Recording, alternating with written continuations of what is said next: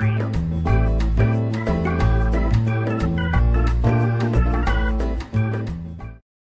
everyone, Happy New Year, and welcome to another AP Precalculus video. Today we're going over 1.10, rational functions and wholes. And be sure to stay tuned for a special surprise at the end. So the learning objective today is to determine wholes in graphs of rational functions. So what that means is we're going to be finding multiplicity to find exactly where they are, as well as learning how to notate them.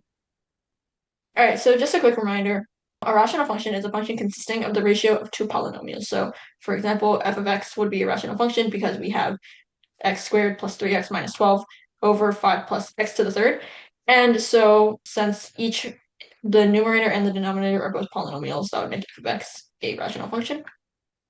And so wholes occur when all the factors in the denominator cancel out with the factors in the numerator. So what we mean by that is if we have g of x over here, right, and we have x minus 9 times x plus 2 over x minus 9, since x plus 9 is a factor in both the numerator and the denominator and they cancel out, that would mean that there is a whole at x equals 9 on g of x.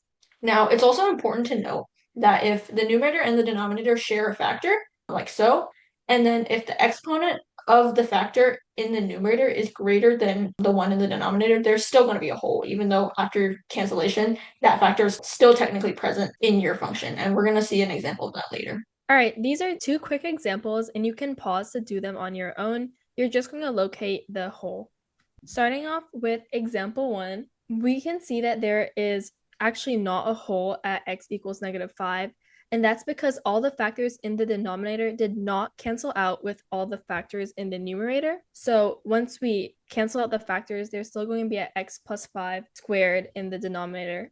So for example 2, there's a whole at x equals 3 because there's 3 of x plus 3 at the top and 1 of x plus 3 at the bottom. So because the multiplicity is greater at the top than the bottom, there's a whole at that value. And there's a vertical asymptote at x equals 9 because while there's both x minus 9 in the top and the bottom, there's more of the x minus 9 in the bottom. There's 5 of them and 2 in the top.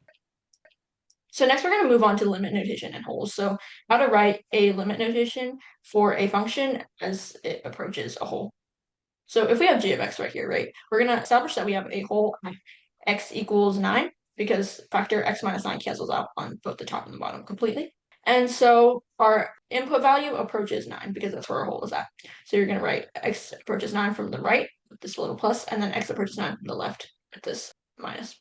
And then so f of 9 is going to be undefined because there's a whole. And to find the output value in which g of x is approaching, so the output value of the whole, what you're going to do is you're going to plug in the input value of that whole, so in this case 9, into the already canceled out equation. So if you got rid of the x minus 9 factors on both the top and bottom, you're left with x plus 2. So 9 plus 2 is going to be 11.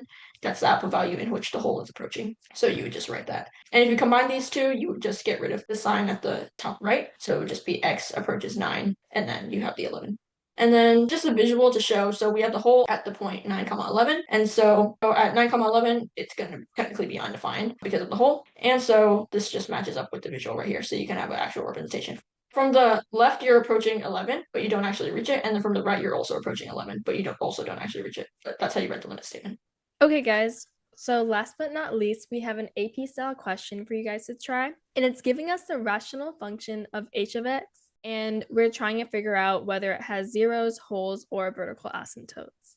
All right, guys, so the answer is A, and we can see that at x plus 2, all the factors of x plus 2 in the denominator cancel out, so that's going to leave us with the x plus 2 in the numerator. So that's how we know there's going to be a whole at x equals -2. And because there's more factors of x minus 3 in the denominator, we know that there's going to be a vertical asymptote at x equals 3, and I'll show you a visual on the next slide. Here we can see when the input value is -2, the output value is undefined because there's a whole there.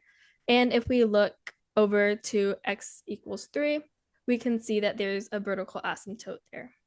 All right, everyone. Thanks for watching. That's 1.10, rational functions and wholes. And please be sure to check us out on TikTok and Instagram. And have a wonderful 2026. Bye. Bye!